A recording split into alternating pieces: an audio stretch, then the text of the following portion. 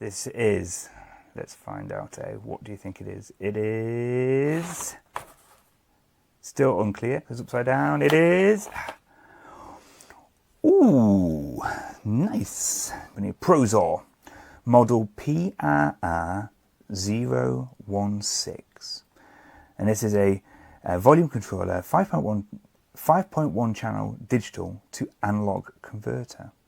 And this here is a digital 5.1 digital to analog converter.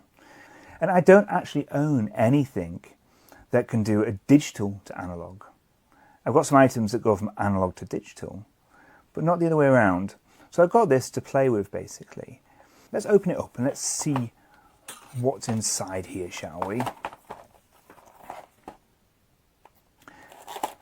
When you're like myself and you do a lot of capturing things on different formats, and you're always trying to find different ways around things, I sometimes find that some of these items have actually got secret hidden things in them to make things easier with certain jobs.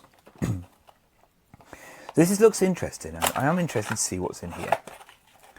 One of my hobbies is I like to find old tapes, and I like to try and take the data off them, old analog tapes. I like finding them, and I like trying to clean them up and get rid of the mold and re-spew them and then capture the data. And I found some amazing data in the past. It's history that gets lost on tape, and it is fun to find. So it's all boxed very nicely. I'll keep hold of the box because first things first, let's have a look. We've got our cables, a bit of plastic. Now this here, this feels very high quality. This is good. I like things like this that have got a very professional feel. So here we have, I love this, so we've got ourselves a little dial here. So it goes 1 to 9, not 10. We've got an output here, which is good old standard left and right. We've got headphones here. On the back here we've got a coax. Yeah, that would be very useful. Optical in with a optical cable, and we've got our power, 5-volt power. So you can probably plug that to a USB, and there we go. That's just as I said it. Here we go. We've got one here. Once again, arthritis in hands make these hard work. So let's have a look what we've got in here. Drop me a little note in the comments to see what you would use this for. Because not a lot of people find the need to go the opposite way around. So we've got one little phono cable there. A little instruction manual there. Ooh, and it's got an optical in there. I love it when they throw an optical lead in. They're very robust cables, but as soon as you get a proper bend in it, they don't work.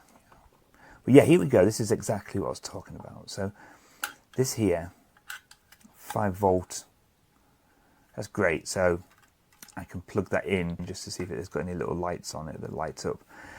It's always good with these sort of things if it's got a little light somewhere, so you know it's on. I guess the optical might glow on the back. Should we find out? There we go. So I'm going to plug this into an Apple plug. Because, yeah, there we go. It's got a little power light. See that there? See it? Always like it when it's got a little light. So you know that it's working and it's on. Especially when it's sound equipment. So I get you. Excellent. So with this, you'd obviously have, so without confusing the matter too much, basically I'll have my PlayStation going into here. I'll split it off twice. One side will go off to my device that I'm recording my gameplay on, maybe. There's my audio, yeah. But I still want to hear, so I could plug my headphones into here. And you've then got your audio just to get just right on your capture device. this is one of those, it's just another device to separate stuff. I can see myself finding a lot of uses for it soon. What I would do, you see, I think, the problem is I would use this for my laptop, but my laptop doesn't have an optical out. If my laptop had an optical, I would plug my laptop into here, and then I would have this audio going off to my speakers, my left and my right speakers next to my computer.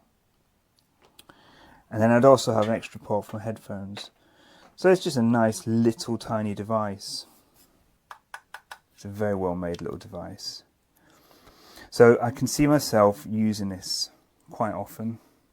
One thing I have noticed by looking at this and its instructions, that you might be interested to know, whatever digital audio you've got to go in here, you have to go into the settings of your device and turn it to PMC audio, which is dead easy. You can do that on PlayStation, your TV, anything.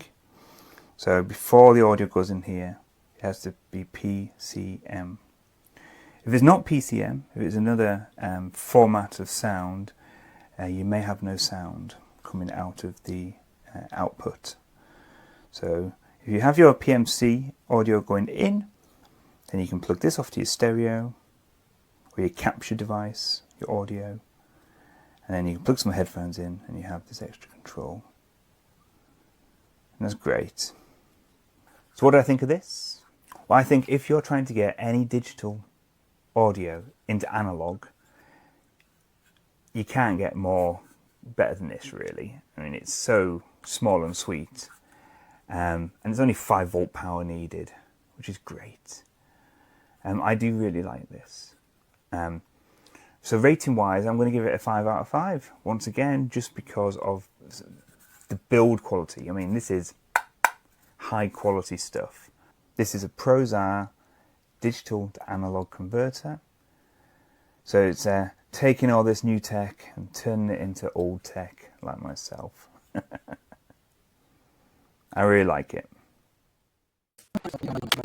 Well, I presume this one RCA is probably for, yeah, that. So you've got the digital inputs in here, and you've got the analog outputs in there. Sorry, digital inputs in here, analog outputs in there.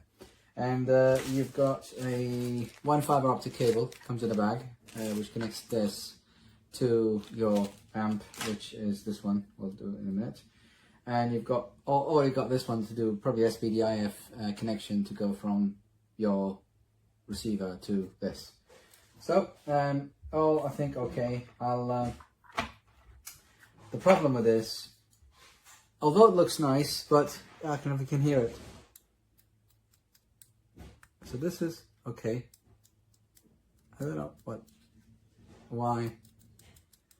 Something loose inside, and I don't think that's going to work well.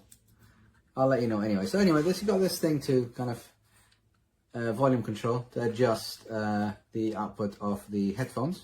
So it gives you headphones or phono out, which is good. And yeah, I'll do another video, maybe add it to this video, and then kind of upload it to Amazon and see how that's going to go. So this is the initial stuff that I saw for this product. I haven't decided yet, but it says 192kHz, and I'm going to test that. So I've got a musical instrument that does 192kHz, and we'll see how that's going to go. So thanks for watching, and we'll take you from there.